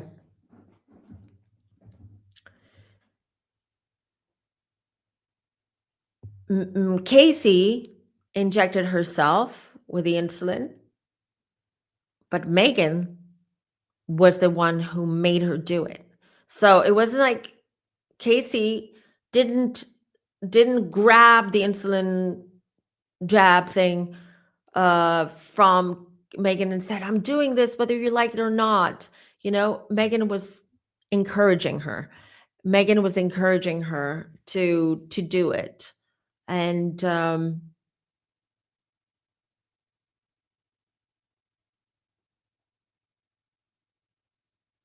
I don't understand why. Me as Nat, I don't understand something. Kacee knew she wasn't dying because she knew she wasn't sick. She wasn't. Why did she go ahead with it? Why did she? Okay, fine. Up to that point, you were Kacee was getting all this attention, right, from Meggan. They were besties. Meggan was there, all of that. Why did she go through with it? I just don't, because to be honest, I don't feel that Kacee was suicidal. She wasn't. But what happened? This is what I need to know, Kacee. We all need to know this. What happened? Why did you do this?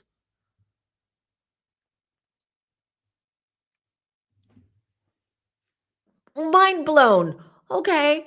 She's saying that she thought that if she injected a little bit, she didn't think that she would pass from this.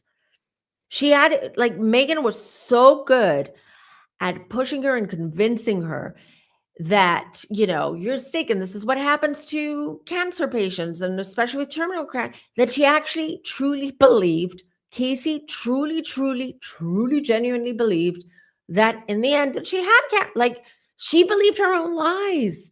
She believed her own lies. And then when Meggan was insisting and encouraging her, in her mind, she was confused because on one hand, she was healthy. And on the other hand, she totally believed her own lies and went ahead with it. But deep down, she didn't think that by doing it, right? She thought she would lose her conscious and then she would get even more attention because then they would take her to the hospital. She would stay at the hospital and then everyone would be, and that she would get all this attention. She didn't realize that it just took 23 minutes specifically. I'm hearing 23 minutes for her to lose consciousness and slowly start, slipping away. She said it took a long time, but she lost control of herself within 23 minutes of that happening. Like, I'm like, do you see, Kacee, what you've done now? Like, what is this? She's extremely regretful of this because it's completely destroyed her family.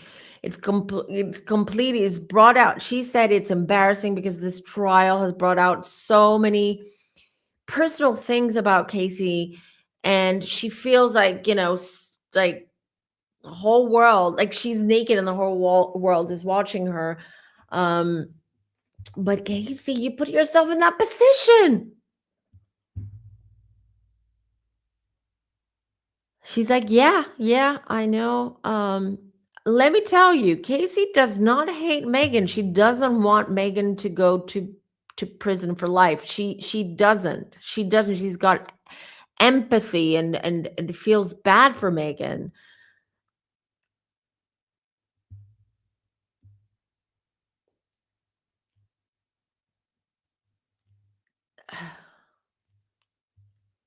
She feels bad for Meggan because she's like, I started it with my lies, and then Meggan did. Then Meghan just went with it. You guys, even in spirit world, I feel that she's so, and also, by the way, this is fairly recent. This happened in 2024. This is not a case that happened 5 years ago. But what's interesting is that Kacee still, um she's sort of like covering for Meghan. She's like, it's my fault. I put her in that position. I shouldn't have done that. And now she's gonna pay for it. Yeah, but Kacee, Meghan wanted you out of the way because she thought, now I'm going to get back to that. She thought you added her into your life insurance. Now, the thing is, okay, I'm not hearing it from Kacee, but my feeling is that Kacee lied about that too. That Meghan was not in Casey's life insurance.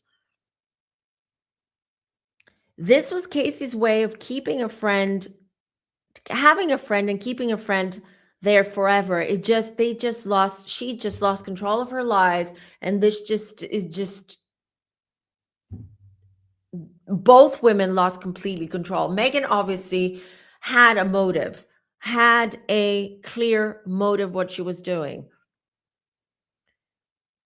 I want to make something clear that Kacey's making clear. I'm just sharing what I'm getting from Kacee. Kacee says how she sees it from the other side is that Meghan was, when they first met, when they were friends, before Kacee got sick, that Meghan was a good friend to to Kacee, even before Meghan knew about money, policies, health, all of that.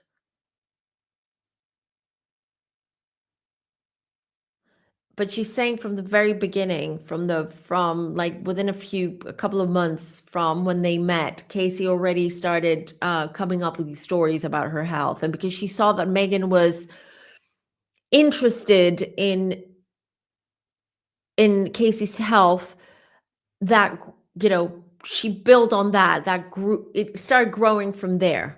It started, the lies and the theater and the all of it started growing from there. Now, I just want to connect a little bit with Meghan's energy. I want to see how she sees things, or what I can get from her.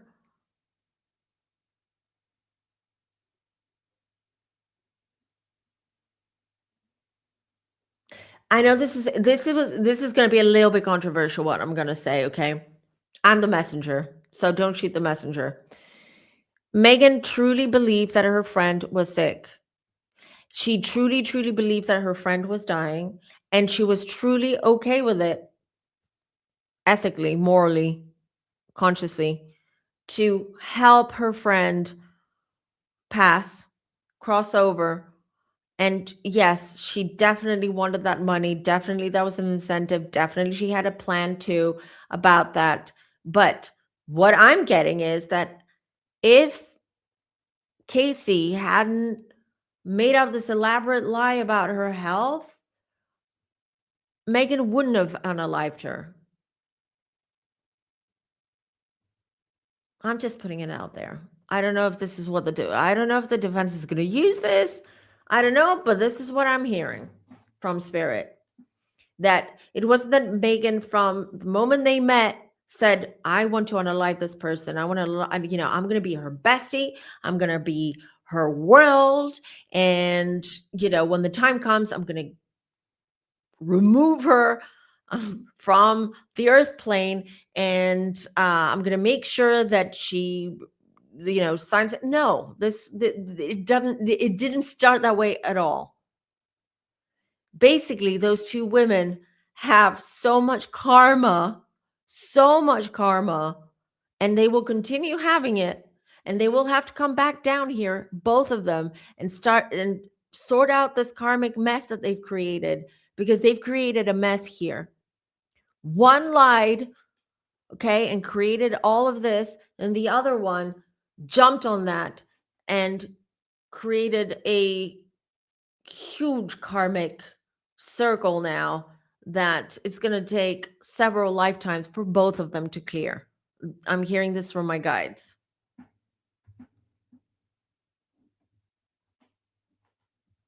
Yeah, I tell you, it's a very complicated case, but I don't feel that Meggan, she targeted Kacee and said, this girl, I'm going to target, I'm going to pretend that we're besties. I may flirt with her a little bit, make her feel a little bit confused, and then I'm going to take her out. No, this wasn't at all. As soon as they came together, it was like a Molotov cocktail. It just went boom, Those two women came together, became friends, and that was the beginning of the end.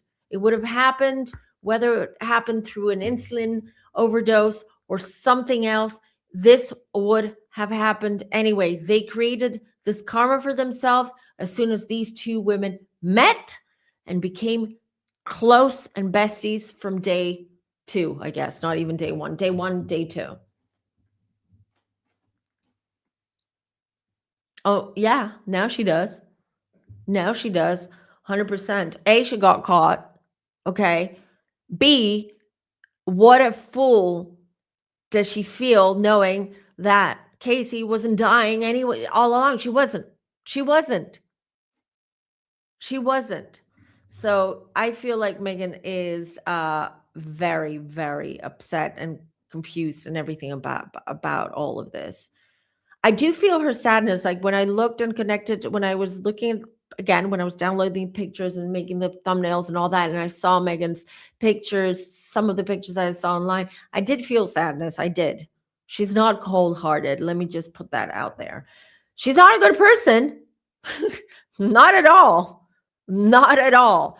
But she's not cold stone, a cold stone witch or anything like that. She was healthy from autopsy. I assume she didn't have diabetes. No, she didn't. That's what I read, that she didn't have. Was it for weight loss? No, it was from what I know, I haven't followed the case, but from what I read, Meggan brought the insulin in to help her friend pass. And they used insulin because, I don't know, she thought it would be undetected in the autopsy. I don't know what she was thinking. Maybe it was easier for Meggan, being a nurse, to have access to insulin. That I don't know. Let me ask, though.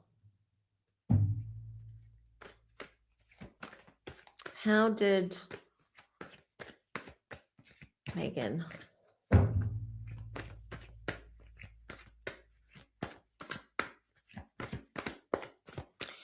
How did Meggan find... That was the plan all along. I heard that was the plan. 5 of Swords. That was the plan all along, to use insulin. I don't believe, I heard that Kacee did not have diabetes, so she didn't need insulin. Someone, okay. So I just heard that a family member from Casey's family does have a diabetes, and from Megan's family or circle, someone had diabetes.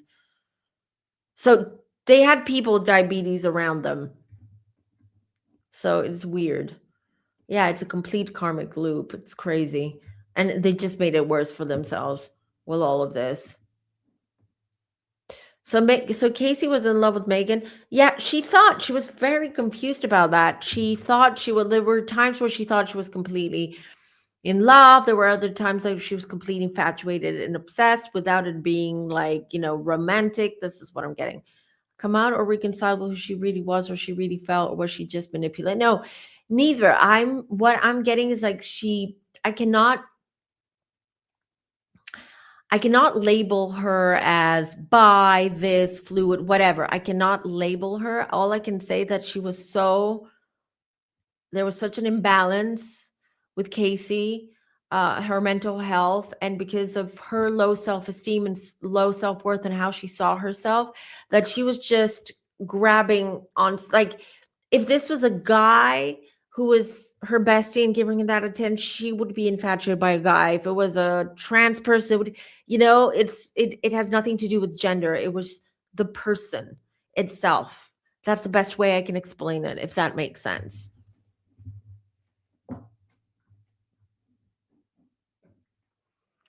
Uh, okay, insulin would be easier to steal compared to, yeah, that too, and also Megan being a nurse. But I don't know if now Megan got the insulin from her relative who has diabetes, or Casey's. It could also be that, if they showed me that, so it could be that they had access, or she had access to diabetes, so without being detected, because in hospitals, obviously, you can't just grab any old drug or any old medicine, and everything is signed, reported, and all of that. So yeah. But what's going to happen to Megan now? What is going to happen to Megan? Let me see. What's the outcome of this trial for Megan, please? Two of Cups. Oh, look, I pulled the Two of Cups. Megan, you guys, she knew that Kacee was not stable and a little bit all over the place, and maybe she suspected that Kacee was infatuated by her, and she stringed her along and played along with it. Knight of Wands here.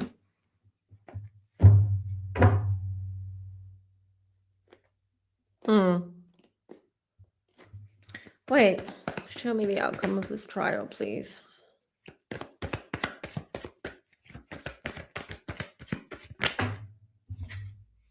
Nine of Cups. Interesting. I think she's Seven of Swords. Yeah, she definitely did it. But I think that her lawyers, the defense, will be successful at going for assisted suicide. She'll be the Emperor. Yes, that's the strategy, and that's what they're using now. Her defense, her lawyers. Eight of Pentacles. Yeah, she's not gonna. Hold on. She'll be in prison for 9 or 10 years, around that time. I don't know if that's going to be the sentence. Might be longer, and then she ends up for good behavior and whatnot, leaving early. But they will be successful at getting her in for assisted unaliving instead of the aggravated unaliving. That's what I see. They're very strategic. I feel her team's a good team of lawyers. The Fool, yes, they will definitely play on the mental health, on the lead. She didn't know that she was fooled and she was deceived by Kacee. They're going to use all of that in the trial. Poor Megan, she was also a victim because Kacee played her. Munchausen here. Kacee pretended she was sick and deceived her, and Megan really thought. So they're going to be successful with that. Yes, they will be successful. Yeah, everything is recorded now. It's not like in what was it? Uh not Grey's Anatomy. What was the other one called? Oh, anyways, doesn't matter. Where you see these doctors with like, or nurses with substance issues, they open the cabinet at the hospital and they take whatever. No, no, it's not like that. It's not like that. I don't know if you guys have any other questions about that. Not ER. It was what was it called? Oh my god, and I can't remember the name of the actress too. Scrubs. Scrubs. There it is. Came to me. Scrubs. I used to love Scrubs. Scrubs back in the day. First two seasons were great, and then as always, it just went like most of the shows, like Grey's Anatomy. I love the first seasons, and then I was like, it's a bit too much now. Maybe it's me. Maybe it's I'm the problem. I know I'm the problem. I'm always the problem. All right, let's get to the questions now. Unless you guys have anything, but this is pretty clear. So Meggan is going to get away with assisted unaliving, and the karma between these two women. It's to me, this could have been prevented. Totally, the Kouri Richins case, it wasn't going to be prevented. Kouri, very unstable, very. She had a plan. She was very much, but the other case just backfired. Everything backfired. It was, yeah. Is it coming back? Really? I might give it a go. The new Scrub show. I love these like medical shows and stuff, like ER back in the day. We loved ER. George Clooney. That's how we got George Clooney. Absolutely loved ER and any. I love like legal shows, like shows that show legal stuff. Lawyers and doctors. Ooh, juicy Prusy. Not Prusy. I used to call her Prusy. I am excited. I'm so excited, you guys. It's gonna be a nice. It's gonna be intensive 4 hours, but it's gonna be. You're gonna be with family, and you're gonna feel so much more open and lighter after the workshop, and also you're gonna have so much more clarity about questions that you have within you, because the answers are within all of us. So we're gonna help you reach those answers and that wisdom, and I'm excited. Okay, I had a couple of questions here. Do you so this is Darlene. Do you think we here are to get hit with a drone sending?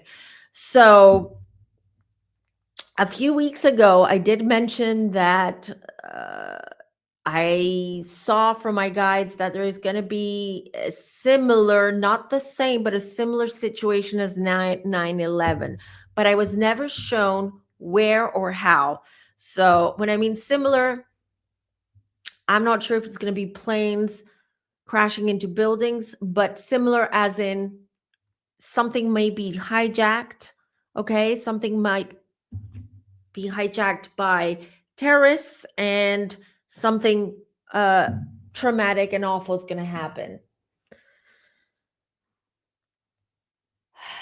California. I'm connecting. I don't think it's going to be in California. That event is not going to be. I'm more worried about Florida. I'm more worried about Washington, the greater Washington area. I'm more worried about New York. I'm more worried about places like Ohio and Cincinnati. These are the places where I've seen as red zones. California, other issues, but when it comes to what you're asking, No, I don't see it getting hit with drones or getting hit or attacked by Iran or anyone else. No. Can you do a reading on the missing UFO scientist? Ah, yes. Let me write this down. I would like to know as well. Missing UFO scientist. Sure, why not? Let's do this. I would love to know too.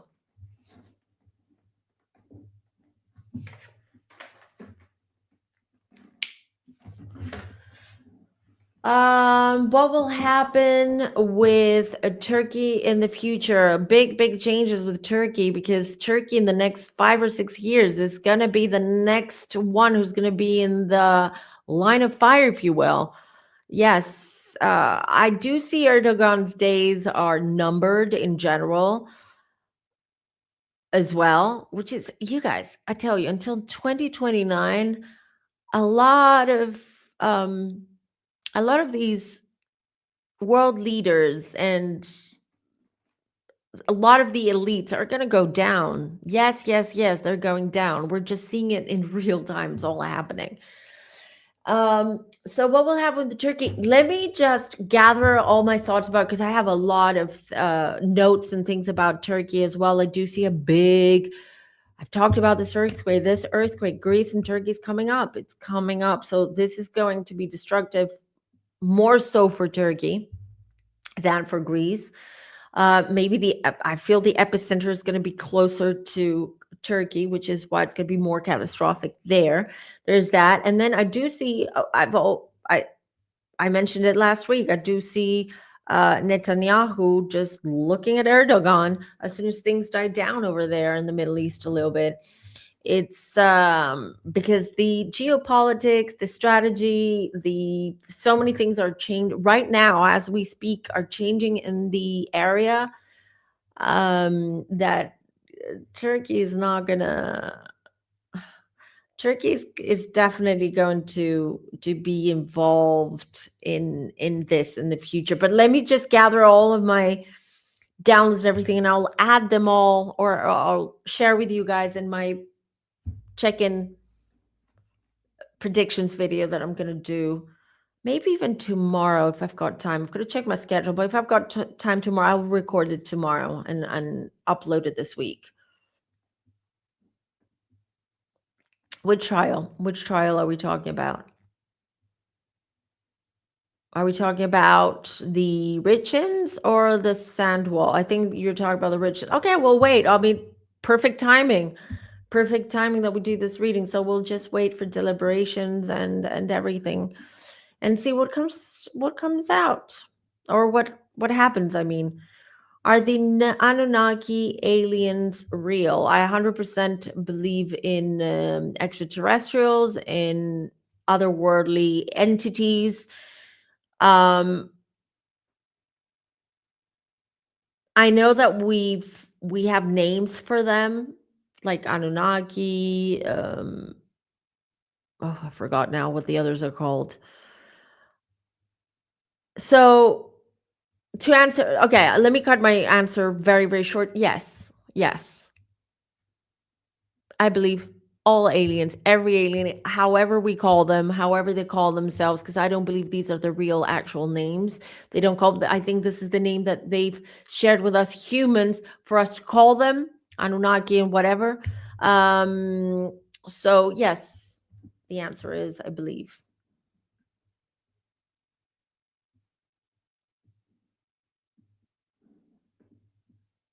Can you please explain what the difference between one of your memberships and five? They're different prices. I only have one tier in my memberships. I only have one tier. I don't. A lot of content creators have like 5 tiers because YouTube gives you like five. You can um charge different prices depending on what you offer. I only have one, so I'm not sure what is. There's one, and the one is you're a member, so you have access to the members only lives, and also you have access to bespoke Femme tarot emojis as well. I only have one tier. I didn't want to create tiers and all that. So I'm not sure. I will check later. I don't know if anything changed. In the meantime, this is YouTube. My family is still in Central Florida. Should we all stay home on around July 4th? Should I be worried about both cities over the next 6 months? Well, to be honest, Sunshine, I believe that everything that I've been sharing with you guys and saying is going to happen before July 4th. So you should be okay to celebrate and be and do everything. Um, what I said last week, I know you're all worried and you're all confused because you hear me, you hear others, other psychic mediums, and everyone's saying the same thing, similar things or different things, and everyone's confused and panicked and worried. Life goes on. Be vigilant. Make sure that wherever you are, you listen to your intuition, that you feel safe in wherever you are. Just avoid you can still go visit your family, go shopping, go for dinners, go for lunches at your favorite restaurant. Life goes on. Do not change anything, but avoid concerts, avoid anywhere with where it's crowded. I would personally for March, April, and June, I would even avoid the malls. Yes, malls, big shopping centers and malls. If you need to go in and out. Don't stay there for dinner. Don't go to the movies or anything like that. Yes, speaking of movies, my feeling is also movies are a little bit vulnerable right now. Okay. Like the cinema, going to the cinema. Avoid that this month, April, and June. These are the 3 months that I'm most worried about, the red months of this year. So, Sunshine, don't overthink it. Enjoy your time with your family. Do what you would normally do. But again, avoid public spaces, crowded spaces, concerts, protests, picketing, parades. What else? The movies, the malls, train stations is another one I'm getting. Okay. Train stations, big train stations like central state train stations as well. These are the places that I would avoid, and I will myself avoid as well. And I do generally, I do avoid very crowded places. It's an energy thing. I can't. I can't. I can only deal with it for an hour. And after that, I'm like out of there. So life goes on. Keep doing what you're doing. That's my advice to all of you, not just Sunshine. Oh yes, 100%. It's draining, and the eclipse is draining as well because the eclipse eclipses, so it takes away energy. Doesn't fill you up with energy. It just takes away energies. Full moons and eclipses can do that, but so does retrograde as well. The trial has gone to the jury now after instruction. She didn't call one witness, and she is laughing. Oh, I see. We'll have to wait and see what the jury has to say. Who does? Who has a Substack membership? Oh, are we talking about me? Yes. I also have a Substack membership, but this is completely unrelated to YouTube. It's a different thing. I know it's confusing. It's confusing. I think that shows up on the Substack, the different membership tiers. Maybe, because in the Substack I have two membership tiers. Actually, one because I haven't even set up the second one, which is for the exclusive members and all that. So I only have one membership tier on YouTube and one on Substack. That's it. That's it. You should be okay, Pamela. You should be okay. You should be okay. Mm, no, I didn't get anything about Broadway shows or theaters or plays or anything like that, but I did get for the movies, for cinema. So go, enjoy, have fun. Life goes on. We need all of us to have fun. We need all of us to raise our vibrations to help the collective, and trust and believe that your guides and your angels will step in. They will whisper at you. That's why I'm always saying, be vigilant and listen to your intuition. Because if you feel something's off, don't question it. Don't question it. If you feel that you're feeling something, or something's off, or something's not right, don't question it. Jump on it. Act on it. That's my advice. You are all psychics. You're just underdeveloped. Some of you are underdeveloped psychics, but you're psychic. And your guides are there to guide you and to help you. All of you.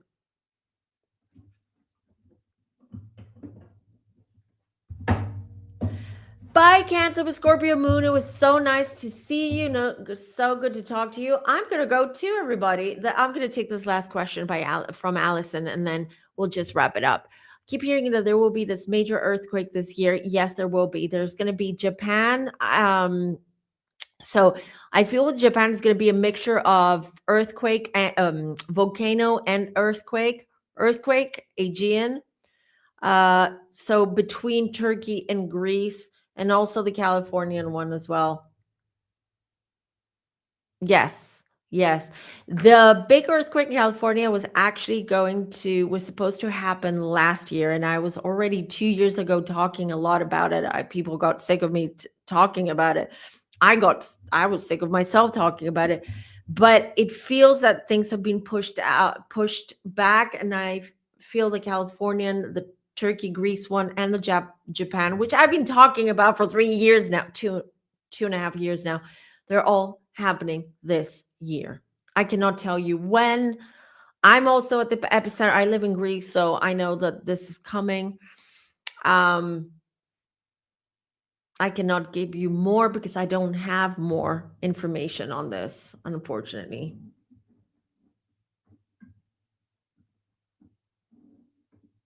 Okay, I'll take this last question because I can feel that Sunshine is freaking out. I don't want you freaking out, Sunshine. One more. I have family visiting me in NYC on the 16th of April. Should I be worried? Why should you be worried? There's nothing to be worried. There's nothing to be worried. Why should you worry about your family? People travel to New York all the time. It doesn't mean that something bad is going to happen to them. Don't let that fear take over, and please don't let that worry, because again, it's energy you're putting out there, and you don't want to manifest something negative. You want to manifest something beautiful. You'll be fine. Your family will come and visit, and you guys enjoy, have a great time. Go sightseeing, go do everything that you want to do. Again, just avoid those public places, and just continue being you and having fun. Really, honestly, you'll be fine. I promise. Thank you, everybody, for being here. Don't forget to like this video on your way out. It's always a pleasure, you guys. Sundays is the best day of the week because we get to hang out and we get to read and talk about everything that's going on without any fluff, without any woo-woo crap. All right. We cut straight to the truth. Thank you all for being here. I'll see you next week. I will try to record the predictions, the newest predictions and newest downloads that I've received this week. All right. And I will upload it, and then we'll see each other again next week. Thank you, everybody. Till next time. Bye.